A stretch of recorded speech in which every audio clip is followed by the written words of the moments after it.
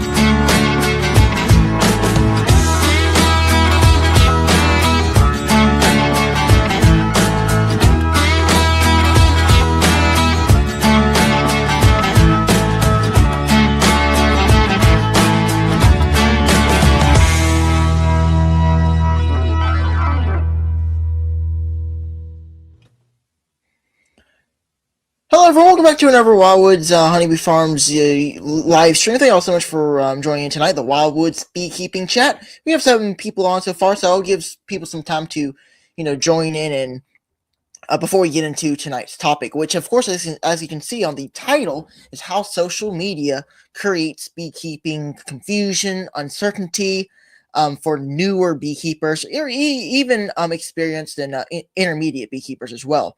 So that's tonight's topic. I'm sure everybody's been in a time of their beekeeping career where they've, on social media, whenever they're a new beekeeper, where they're looking for advice, for information, different things that they're trying to. They're new beekeepers. They really don't know what to do. They don't know the basics of beekeeping, so they're asking for advice, and then a lot of beekeepers give them advice, and then they kind of get confused, and I guess you could say stressed or uncertainty, which is whatever word you would want to use. So that's the topic for tonight. I appreciate y'all joining in tonight. If y'all would go ahead and click that thumbs up button, subscribe to the channel if you are new here. And I guess other than that, there's not a whole lot going on around here in southeastern Alabama. Not really nothing going on. It's getting a little bit more chilly, that's for sure. It's been getting colder down here. I know a lot of y'all mentioned that, it's going to get cold in all this area last week when we did our live stream. So we're getting into that a little bit more colder. And this week's supposed to be cold all week long and next week as well. So I will be getting into that type of stuff as well after my presentation. So, of course, I have a presentation kind of lined up, which I'll do in a second. I'll give y'all a little bit more time just to kind of join in, and then we will get right into it. Thank you all so much for coming in tonight. We have Gary, RT23Bs. Thanks for checking in. Mike, Richard, Tim, and Hannah. And that's it for the second. Some more people will be joining in as we go along. Usually people join in right whenever I start doing my presentation, which is about 7-10 minutes in. So like I said, there's not a whole lot going on here. I see Pastor Larry and Miss Jan, Hallelujah Bee Farm. Actually, just last week, I think it was the 8th through the 10th, I know was the North American Honeybee Expo. So I know a lot of folks were over there doing that, which hope everybody had a good time. I saw some videos and some live streams. Looked like people were having a good time. Looked fun. And hope y'all had a good time over there. I know Pastor Larry and Miss Jan went. I know a lot of other beekeepers who are in the chat probably went. So let me know how it went for y'all. But if you bought anything, I'm sure they have a whole bunch of vendors over there. So it gets very intriguing to buy something. So. That's how it was whenever I went to Hive a couple years ago. So I guess I'll go ahead and get into tonight's presentation. Might as well jump right into it.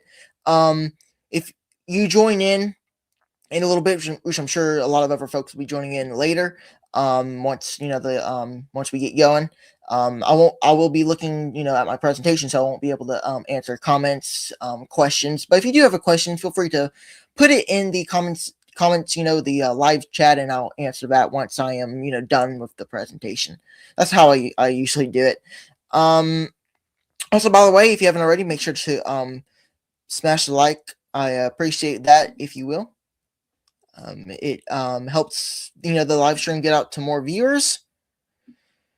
But anyway, so I guess we'll go ahead and start out. Tonight's topic is about how social media creates stress for beekeepers. Now, this isn't just for new beekeepers, but it's kind of guided towards, newer beekeepers. It can also be guided towards experienced and even intermediate and even experienced beekeepers. It can, social media can cause some confusion there, but mostly for newer beekeepers, because newer beekeepers don't really know much about beekeeping. They're getting started, jump right into it. They start asking questions, in forums and on YouTube. Here, you're watching right now on YouTube, social media. So, a lot of people ask questions, and when somebody asks a question, a lot of times a beekeeper will multiple beekeepers will give them a different answer, and then they start kind of getting kind of confused and don't know what to do. They don't know what advice they should follow. They don't know what answer a beekeeper gives. Is it right or wrong? Is there a right or wrong in beekeeping? Well, I mentioned that multiple times. There's really not a right or wrong in beekeeping, which we'll get into later. It's that's why anytime I answer questions, I always say it depends on your location. It depends on what your temperatures are, because up north, different states have different temperatures slightly, but it can make a difference. And genetics make a difference in certain areas. Some genetics are better for northern climates, and some genetics are better for southern climates. And we could carry on forever, about different scenarios, which, those type of things really do matter whenever I or somebody else tries to answer a question.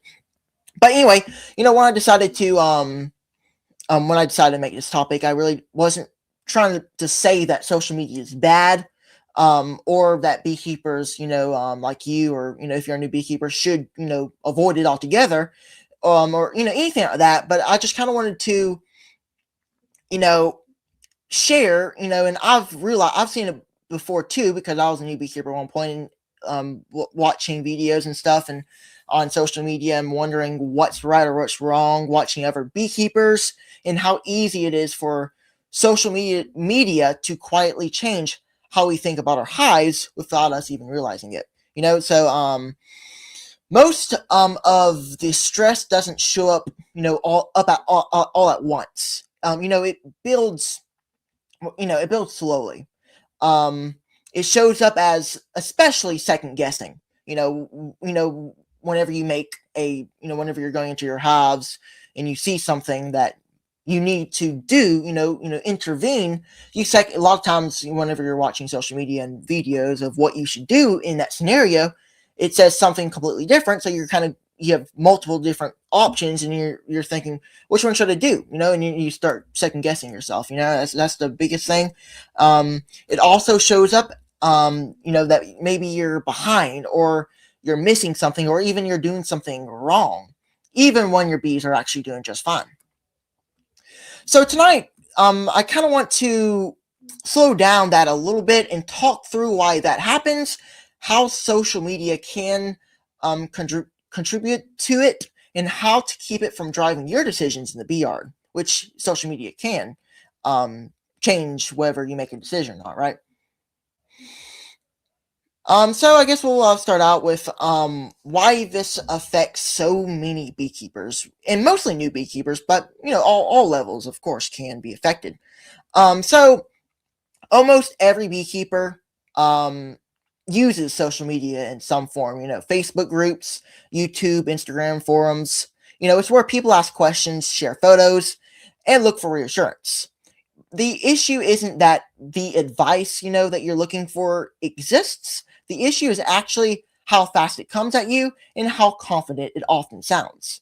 So when you're scrolling, you're not getting timelines, backgrounds, local conditions, what's going on in your area, temperatures, or anything like that. You're just getting conclusions. And when you see enough conclusions, stacked back to back, it starts to feel like everyone else has this figured out, and you're the only one trying to keep up. So that's where, stress can, that's why I say can, creep in, especially for newer beekeepers. Not because, your bees are struggling, but because your confidence is. And you may be wondering if why confidence, matters. Well, a lot of times whenever your bees die, whenever things are not going well, whenever, especially when colonies die, a lot of times after the first or second year of beekeeping, I don't know what the percentages are, but a lot of beekeepers quit after, they lose 2-3 colonies, and they just decide to call it quits because they think they can't really do it, right? But you can't really stop there, because you never know, because you always learn from those mistakes, and you can go to next year, and expand, and do better, right? Because to kind of, I guess, make a example, let's see, what year was it? I think it was 2023. Now this was like my 5th year of beekeeping. It wasn't like I was, a first year, second year beekeeper or anything like that, but I think it was 5th, 6th year keeping bees. It was 2023. I think y'all heard me talk about a lot, where I lost a lot of colonies due to the dearth, due to temperatures, weird temperature swings and stuff like that. So a lot of my bees, died in summer and fall, and then I went into winter with about, I think, 6 or 4 hives, and I came out with only 1. Now, a lot of beekeepers, if that was their first year, and they went in with, I don't know, most first year beekeepers, will go in with 2 colonies. Usually, that's what I would advise new beekeepers to start out with. But some beekeepers do more. I did more whenever I started. Or actually, no, I didn't. That was my second year when I did more. But anyway, a lot of times beekeepers will quit whenever they lose, a lot of colonies, or lose all of them. Because a lot of times, whenever those new beekeepers go in with 2 or 3, they do lose. So a lot of times they do lose all of them. There's situations where they have, and they ultimately quit. I did at one point see a percentage of how many beekeepers usually quit, and I really don't know it. I think it's like maybe 60 or 75% of beekeepers. I think it's actually more than that, but it's kind of crazy how many new beekeepers quit after their first or second season. All right, so this is kind of talked about. We're kind of talking about social media, so we're going to go through 7 reasons why social media can, confuse, stress out, and create uncertainty for newer beekeepers. So we'll start out with number 1, is you mostly see perfect hives. And you may be wondering, what does that mean? Well, one of the biggest problems with YouTube, social media, all the apps you have on your phone, is that that this isn't, and it's really that a lot of times beekeepers will post videos of their colonies, their hives, and they always show perfect colonies. And what do I mean by perfect? It means like good colonies that look good, which is great colonies, and there's nothing wrong with that. But when someone has a great hive, of course they're going to be excited and want to share it. And I've had my share of where I've shared a lot of my good colonies. But the issue with this is that this slowly becomes the default picture of what beekeeping is supposed to look like.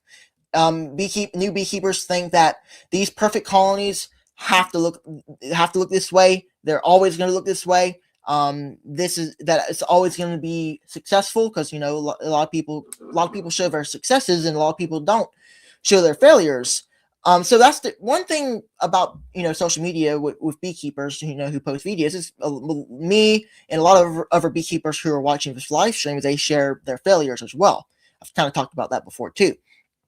But what you usually don't see are the losses, the failures. You don't see the weak splits that struggled all season. You don't see the queen that never quite performed the way you would have hoped. You don't see the hive that survived but never really thrived. Those things happen to everyone, and even very experienced beekeepers, because it's just it's natural it's farming. I mean, even experienced farmers even lose crops, and they even lose cattle. I mean, it's kind of that's what I kind of label it as, farming, beekeeping. But those things don't really get posted that much.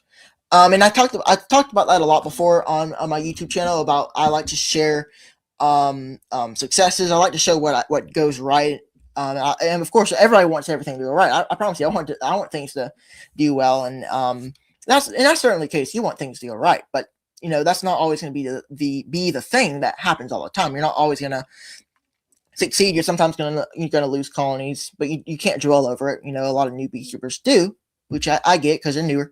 But you just got to learn how to put it behind you and learn from it. You got to learn from figure out what might have gone wrong, whether it be mites, if you maybe didn't feed enough, maybe if they ran out of food, maybe you didn't do something before that. Kind of backtrack, kind of some things that might have went wrong. Some things that maybe you didn't do, and just learn from it and then move on. That's kind of what I advise to newer beekeepers. Don't dwell over it because it's just not going to do any good. So when you're scrolling through social media, YouTube, Facebook, Reddit, all these other forums that that you can go through, in comparing that highlight reel to what you're seeing in your own hive, it can start to feel like something's wrong.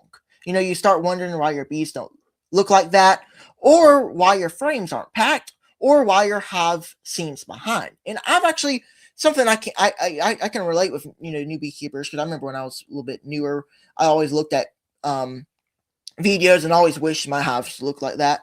I always wished that I would succeed like that things would go that well for me, because these vlogs and a lot of these beekeepers who post a lot of times don't share everything, don't share the successes and the failures. And I'm not saying that there are certain beekeepers out there who do that. I know a lot of beekeepers who share kind of both sides of things, and that's really what I think a lot of beekeepers should do, because that really shares with newer beekeepers that nothing is perfect. No experienced beekeepers perfect, because we're not really perfect. Nobody's perfect.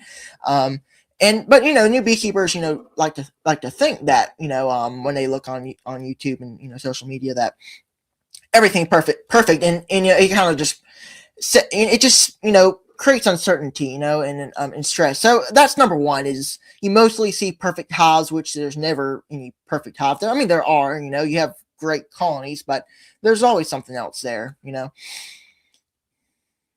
Number two, we're going to talk about is you get conflicting advice whenever you ask questions. So another big thing that happens a lot of time whenever you're on social media is whenever you're a new beekeeper, naturally you're going to go on there and ask questions. You're going to ask, what should I do if this happens? What should I do if this happens? Other different things, and there's a lot of different examples, but I'm not going to get into all that. But just to say, what should I treat my bees with? Mite treatments. What should I use? Well, a lot of that depends on climate, because treatments are do have temperature requirements, especially Formic Pro and stuff like that. The only thing that really doesn't require anything special temperatures to treat in would be Apivar, which I use a lot. But other than that, there's not a whole lot out there that because a lot you have to read the label. But there's a lot of other things that you'll go on there and ask, and then beekeepers will give you a lot of different answers. And that's something a lot of new beekeepers kind of come across, and they start thinking, what advice should I follow? Which one? Somebody gives me this answer, somebody else gives me another answer. No beekeeper's really going to give you the same answer, because they're really just sharing kind of what works for them, kind of what's working for them, really. That's what they're sharing. You'll scroll past one post that says never do this, and then 2 posts later someone is saying this is exactly what you should be doing. Both people will sound confident, and both people might have a lot of years of experience. But what's always missing whenever you get answers is context, because context really matters. Location, time of the year, colony strength, goals, management goals. A strong hive in one region might handle something just fine, while a weaker hive somewhere else would struggle. Now, without that context, advice, instead of being advice, it actually turns into noise, and that can turn into uncertainty for new beekeepers. So, this right here, hits new beekeepers hard because they don't know which details might actually matter and which ones actually don't. So instead of gaining clarity, they end up stuck between options, afraid to act because they're worried about choosing the wrong one instead of choosing the right one.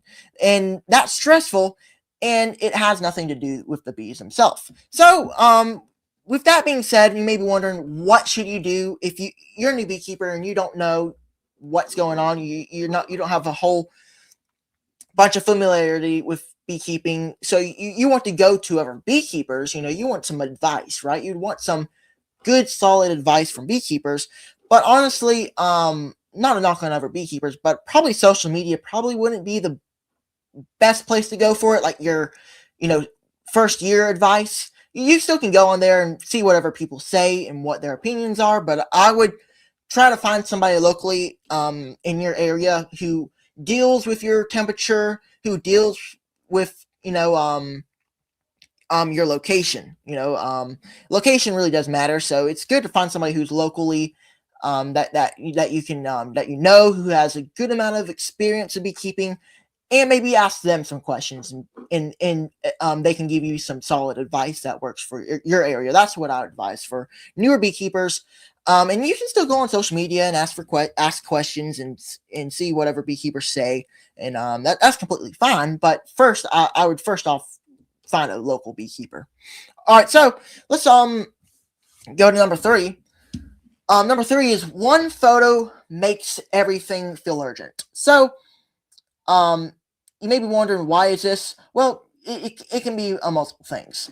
Someone posts a frame and it might ask, is this bad?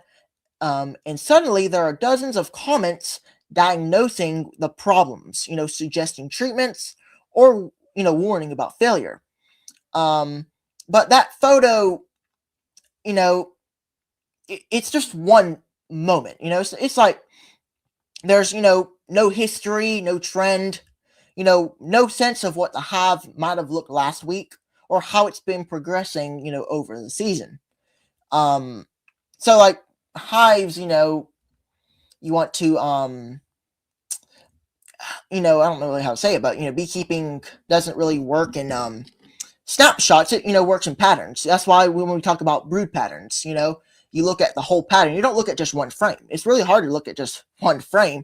I've talked about a lot about it before. One beekeeper might lift up a frame and immediately they'll start to panic.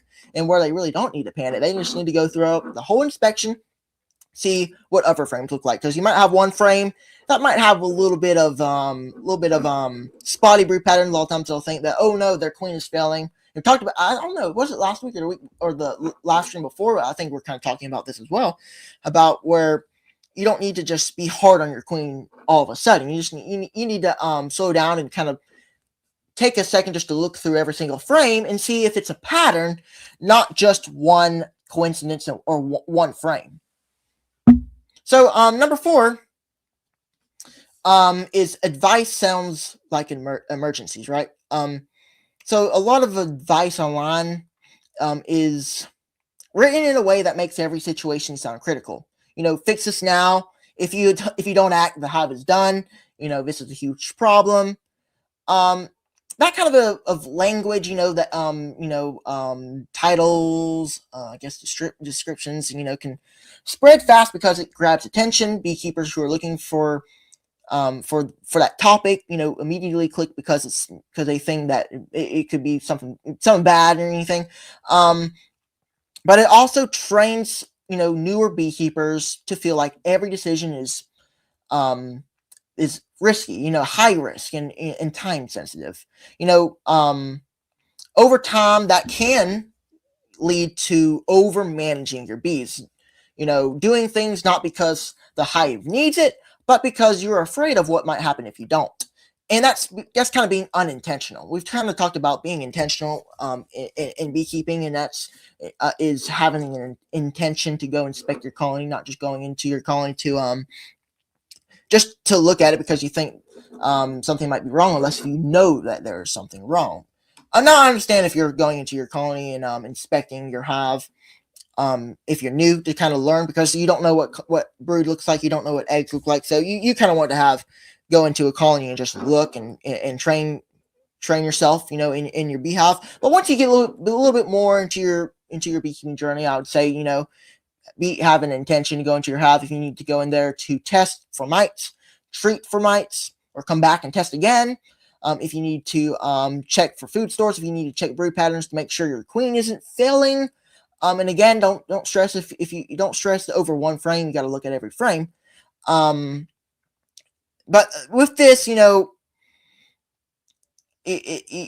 want to overmanage your colonies, just because a lot of people make advice sound like it's an emergency that things need to happen. You don't want to overmanage your colony. Make sure just to be intentional with yourself. And we're not going to go too deep into it because I've already been going 25 minutes, and I'm going to probably go another 15 minutes because I have a couple more slides to go through. But I do have a video kind of talking. I think I have a video talking about it. I don't know. You can search on my channel for intentional beekeeping. You might find something, and maybe I'll make a new video talking about it. I don't know, but just be intentional with your bees whenever you're doing your inspections. All right, before we keep going, make sure to click that thumbs up button on your way in. I appreciate it. It always helps me out. Make sure to subscribe if you're new, and it always helps me out.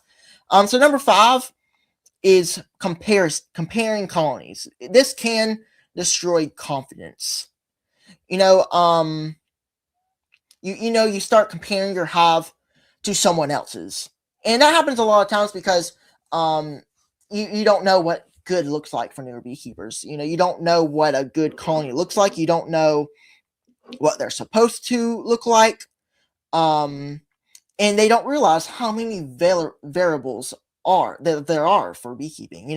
Like I mentioned before, climate, forage availability, genetics, equipment choices, management styles, your experience level, and even how often someone is in their hives. But when all you see is the end result, it's easy to feel like you're falling behind. And once confidence starts slipping, inspections kind of start to feel a little bit different. You're not just observing anymore, you're judging. Decisions feel heavier, stress becomes part of the process, even when nothing is actually wrong. So with this is different climates are ignored, different experience levels, aren't really obvious. Different goals get treated the same, and a unrealistic expectation form. Number 6, which is a big one, and I kind of want to talk about the most, is new beekeepers don't know what normal is. They don't have no baseline. They don't have every inspection feels important. This is where social media it can affect beekeepers the most, newer beekeepers at least. Maybe even intermediate. You can let me know if it affects you, and since you're a little bit more experienced, you experienced beekeepers in the live chat comment section thing. But anyway, when you're new, you don't have a baseline, and you don't know yet what a normal slow wheat looks like, or how much variation in brood patterns is acceptable, or how often colonies pause and then pick back up again due to dearths in forage availability. So this is whenever you see someone online saying this is bad, it carries more weight than it should. So instead of we're talking about this topic, what is normal, and newer beekeepers don't have a baseline for comparison. So that's why when new beekeepers are asking questions, they really don't know what is normal. And I think we talked about that last week. I can't remember what week it was, but we were kind of talking about this kind of topic, and I think it kind of goes in line with last week's topic, or the live stream before, about newer beekeepers don't really know what's normal. And that's why whenever I talked just a second ago, when I said it's okay to start, whenever you're new, to open your colonies and looking to see what's going on, so you can kind of learn yourself. That's what I mean. Try to find, so you can have your own baseline, because the only way you can really learn, I mean, you can learn online, you can learn from other beekeepers, but the best way is to open up your colonies and look what's going on. The bees will teach you a lot, and I think that's the most important. So if you're a new beekeeper, you probably you can do classes. There's a lot of online classes. You can watch videos. Also, probably want to ask new or beekeepers who are near you, in your area, who know your climate. I would ask them for advice, but also inspect your own colonies, um, see what's going on, and kind of that's where you can get a baseline right there. All right, so now this is the last one, number 7. This is the final one. Then we'll go into a couple more, and then we will finish up the presentation. Then I'll get to some other stuff. So number 7, we're going to talk about experienced beekeepers, and even experienced beekeepers can get a little bit confused and uncertainty, stressed. But really, I mean, more experienced beekeepers usually don't, but it can happen, of course. Even experienced beekeepers can start second guessing themselves when they're constantly exposed to new methods, new tools, and new opinions. You see something working in someone else's yard and suddenly start questioning a system that's been working fine in your own. Now, the biggest thing for me, whenever I've been, learning about my own bee yard, I had to figure out what would work for me. A lot of things that I tried, I've took a lot of advice before online on YouTube and stuff, but a lot of times it didn't work. Sometimes it just wasn't for my area, so I kind of changed it up a little bit. I always call it put some new screws and bolts into it, kind of change it up a little bit, and use it myself. But a lot of times you can't. A lot of times, again, it really depends on where you're at, where you're located. And if something's working for you, I think you should stick with it. There's always room for improvement. You can always try new things, try different methods. But if you have a system that's been working for you for a couple of years, I would stick with it. And that's what I was just about mentioning, is that I've kind of created a system of my own down here in my area, in my own climate, which I'm really familiar with over the last couple of years. For all my life, I kind of know what's going on, and I create a system that works good for me, and I've stuck with it for and it's not really like a system that I started from in my second year. Really, I had some struggles in my first, second, third, maybe even my fourth, for actually even my fifth year, honestly. And then in my sixth and seventh year keeping bees, I kind of started finding some stuff that worked for me, and I kind of stuck with it. And the past couple of 2 years have been really, really good for me. Going back, 2023 was probably one of the worst years, but 2024 was better, much more improved. And then this year, last year, 2025, really, really good. Expanded up to 13 colonies. I went in 2024 with 6 colonies and came up with 4. Not bad at all. But then this year, why do I keep saying this year? 2025, I went in with 13. I went in with 13 colonies. I had 4, expanded to 13, went in with 13, and I still have 13 right now. Haven't lost a colony, and actually put on some fondant today, and they're all looking good. I'm really liking the growth. Real quick, let's kind of talk about what social media does well, because we're kind of talking about why it's not good, or not why it's not good, why it can create uncertainty for newer beekeepers, maybe even some experienced beekeepers. But, look, social media isn't all bad. There's a lot of good things about it. It's great for communities as such ourselves, because right now this is a beekeeping community. Everybody who's watching right now, everybody's within the beekeeping community, and we have a great time talking, a lot of time answering questions and having fun. It helps people feel less isolated. It introduces ideas you might not have considered. It also helps new beekeepers learn terminology and see what is possible. The problem isn't social media itself, of course. It's not always social media's problem, but it's letting it set the emotional tone for your beekeeping career, for your beekeeping journey, whatever you want to call it. So if you use it intentionally, that word always comes up whenever it comes to my mind. Intentionally, it can be a real good tool. to use, to build communities. It shows possibilities. It reminds us that we're not alone, that we all have similar experiences, that we're all struggling. We're having success, but sometimes we struggle, sometimes we lose colonies, and it can be great for beekeepers and for especially community, because we have a community here. I guess we call it kind of the beekeeping community. I guess you call it the B2 community, whatever you want to call it. We all have a great time. So, well, how to use social media without stressing. And I kind of mentioned it earlier, but I would say whenever you're going on social media, on to ask questions, which is still good to ask questions and all that good stuff. And I'm sure you guys might have some questions for me in the comment section, and I'll answer them. But I always tell you that a lot of times it depends on your climate. I can't tell you one thing because I'm down here in Alabama. If you're up north, what I do is not going to work for you, and vice versa. Number one, I would try to find a beekeeper in your area, your location, so you can get advice from. But if you go on social media, you still can go on social media and ask on YouTube, whatever you go on. I guess on forums and stuff, you can ask questions and see whatever people see. Whatever people answer with. Maybe you might want to take some of those info, advice, and might want to incorporate with your system that you already have built. And whenever I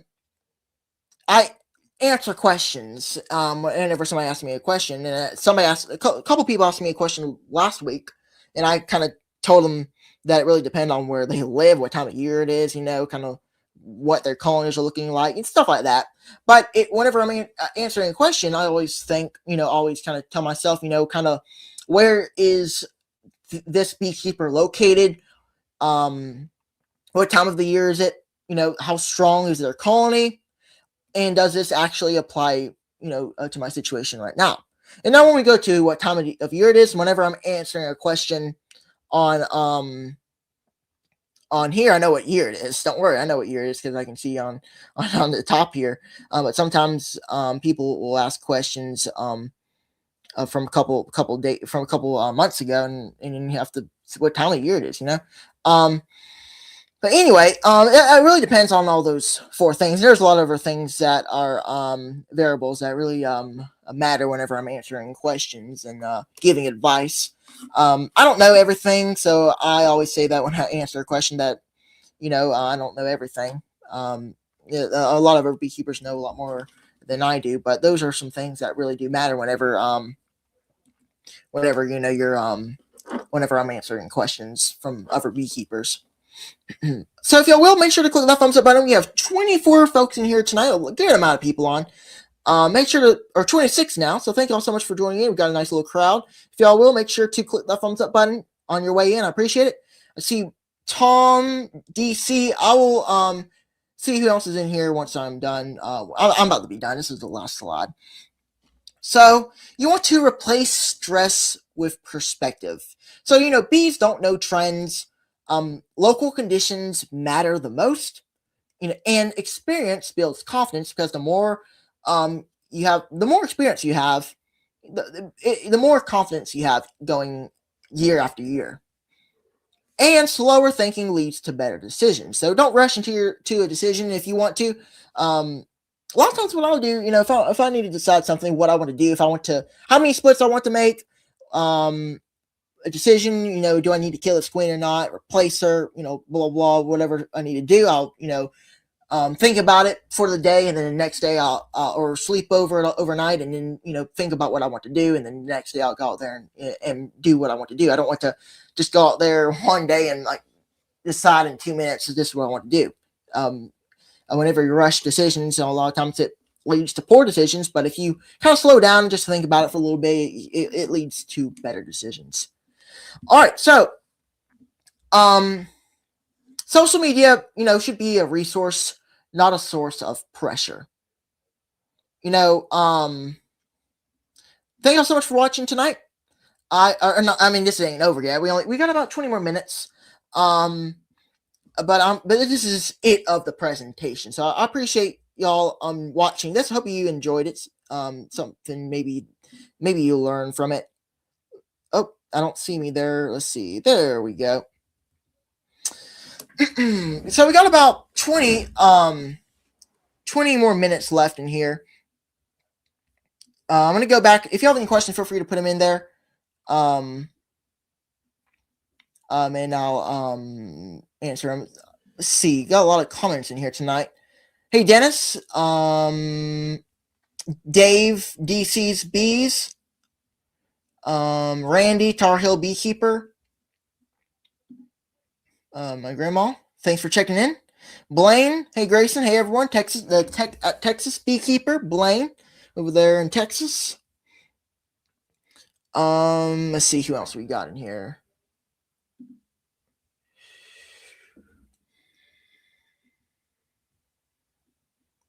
Thanks for checking in, Dennis. Appreciate it.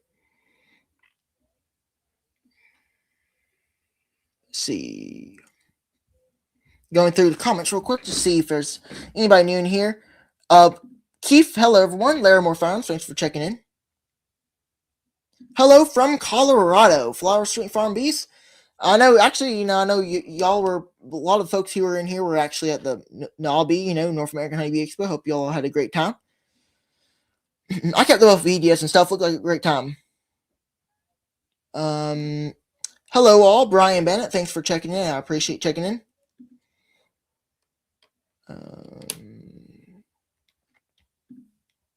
The problem with social media is anyone with a camera can become a teacher, whether they know anything or not. That is true.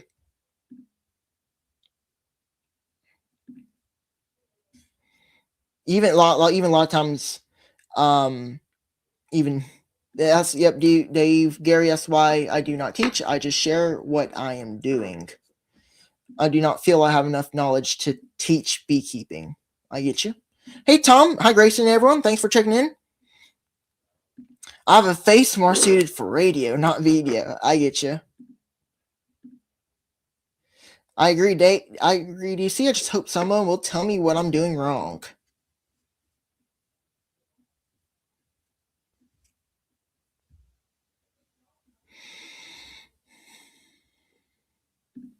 Now, if I was as good looking as Tom, I would have my own bee channel. I get you. Should be a help, not a hindrance. That's right. It's always great to use social media. It's always a resource. I mean, I use it all the time. I watch videos, but a lot of times it really big thing that matters is your area, your temperatures, what's going on in your bee yard. And that's another good thing too that Brian said. I've gotten to meet Grayson and lots of others because of social media, and that is true. That's why social media is a great thing, because you get to meet other beekeepers and other people, and the only reason why I know the people who I know, all of you folks, is because of social media, because you're all are watching on YouTube, so that's the only way I know all of you guys. So your social media, used in the right way it can be really, really helpful and good for communities and live streams and kind of chatting about different things. Trisha back again from Massachusetts. I love your positive energy. Thank you. I appreciate you checking in. From the North American Honeybee Expo haul videos I have been seeing, it looks like the vendors did pretty well. Yep. I remember when going at Hive Live, now this was a couple of years ago, but in 2023 they had a lot of vendors, but I'm sure there was a lot of more vendors there this year. Y'all let me know. Was there a lot of vendors there for you folks who went there? I'm sure there probably was. No names, but I know a second-year beekeeper on here that is selling online classes. That blows my mind. A second-year beekeeper, wow. Yeah, but I mean, that is very a new beekeeper to sell online classes. Now look, I'm not. Whenever we're kind of talking about this, I guess you can kind of say I kind of teach, kind of talk about stuff and give advice, I guess, which I do, and especially during winter,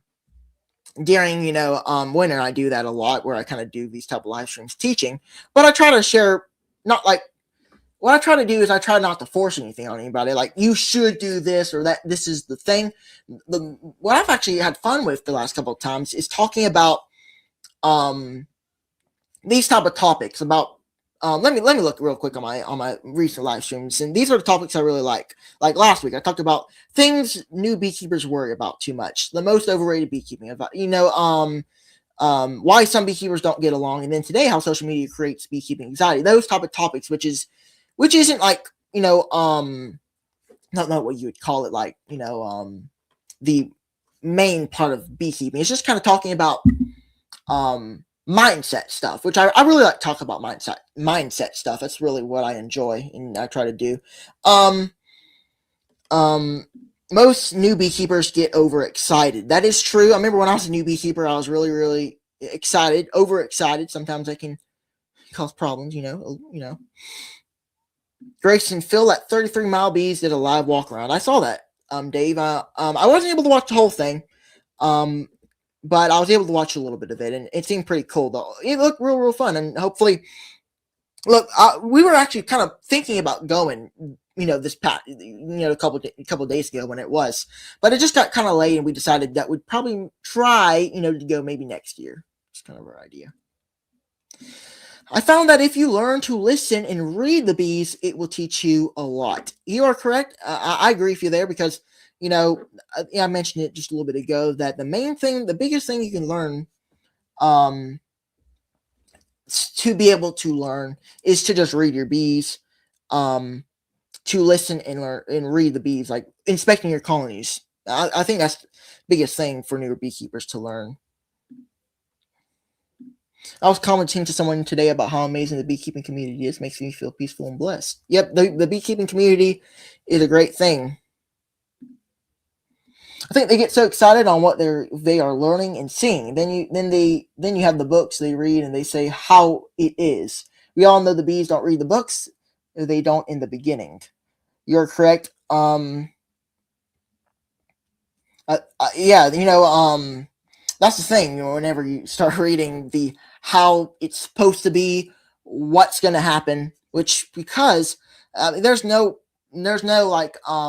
like correct thing in beekeeping. Now there are a couple. The main stuff that we all learn, that there's some stuff out there that is that is in the book that's correct. But there's a lot of things. Bees don't always read the books, and you have a lot of different things that go on that you can't like how it is supposed to be, right? I mean, I can talk about a lot of this, but yeah, how it is books. Yeah, I understand what you mean, Dave. And I also kind of talking about a little bit as well. A lot of beekeepers start reading about what's supposed to happen, how it is, what should happen, those type of stuff. A lot of new beekeepers, read in the books, and like you said, bees don't always read the books. So that's what we talked about a lot of times on these live streams. But anyway, a great topic, kind of talk about. And again, I'm not saying that social media is bad. I just kind of want to talk about some things that make beekeeping, social media, stressful or uncertainty for new beekeepers.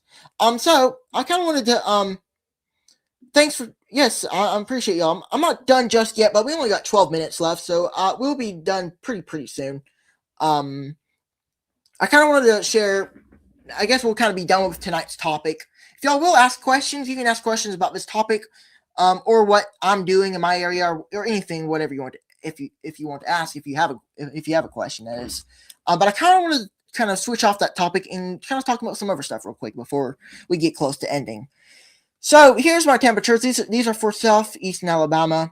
As you can see on the temperatures now, for Dave, for Tom, I don't know exactly where Tom's at. I can't really remember. I can't remember where a lot of y'all are at.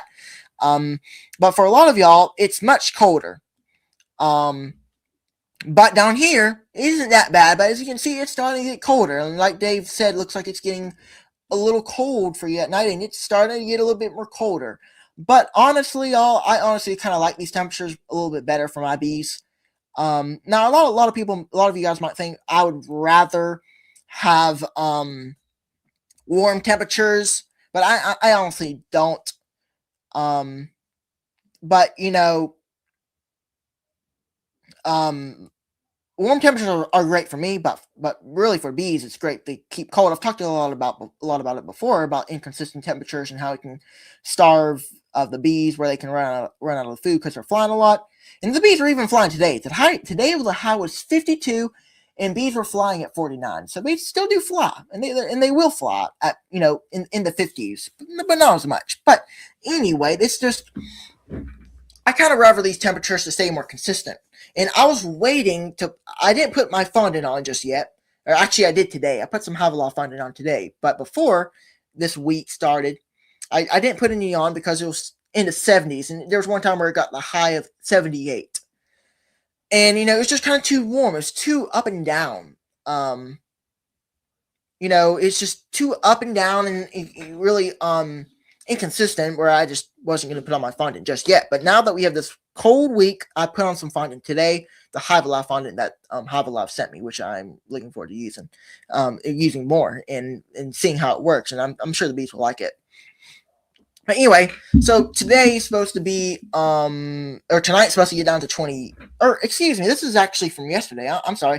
So today the high was 52, as you can see on Monday, but yesterday the low was 28. Or tonight, or last night. Monday the high was 52, low was 27. Tonight low is 27. Tuesday, tomorrow 56. The high, the low is 37. Wednesday 59, 33. Thursday 47. Ooh, we're gonna get down to 23, 22. I think it changed today. It's actually gonna be 22. Friday low 35. Still cold. Bees will be clustering. High will be 55. So as you can see, the lows are gonna be pretty consistent, which I kind of like.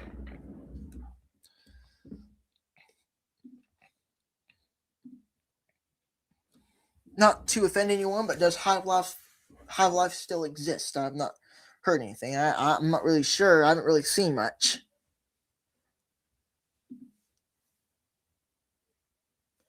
3 times as many vendors as when you went to Hive Live.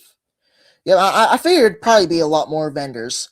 With the more, because there's a lot of newer vendors.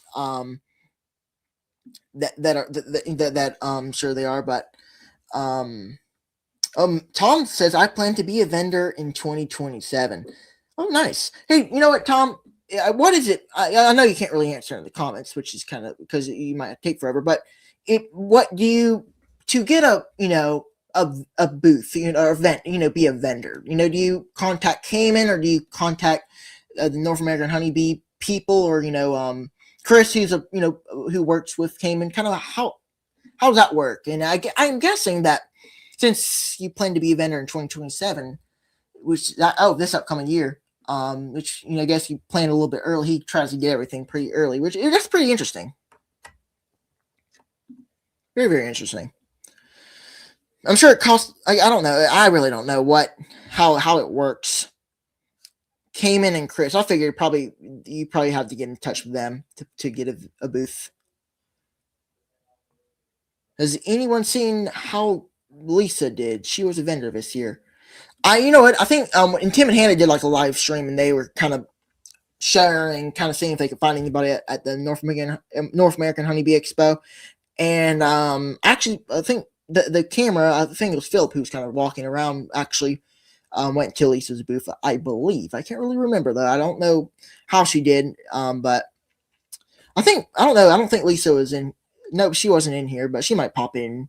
Anytime we talk about somebody, they always pop in. So, you know, what? It's kind of funny how whenever I'm talking about somebody, one time I was talking about Bruce, Bruce's bees, and he popped up right after I was talking about him, like a couple minutes after I was talking about him. It's kind of crazy coincidence sometimes.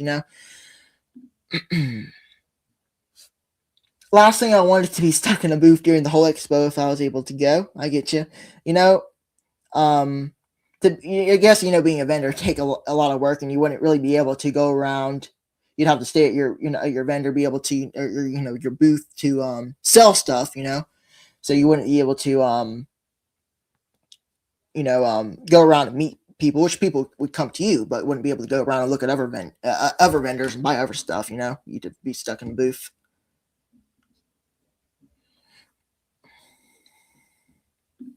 Lisa had a great North American Honeybee Expo. I talked to her Saturday afternoon. That's good to hear. I have thought about being a vendor, but don't want to get stuck in the booth. I get you. Now, if you had enough people to work it so that you were not stuck there the full time, yep. I thought about that too, because I know a lot of like, I don't know. I think like when we went to Hive Life, I'm just kind of, and now North American Honeybee Expo, the North American Honeybee Expo is probably much bigger, more vendors, different things going on than whenever we went like 3 years ago. But Bob Binney had a booth. I'm pretty sure he had a whole bunch of people there working for his booth, so he could be there sometimes. Then he could go somewhere else and kind of talk with people, do his what do you call it, speakers. I think he was speaker in that year at Have Live. So I thought that was pretty cool. And like Dave said, if you had enough people, you could do that if you wanted to.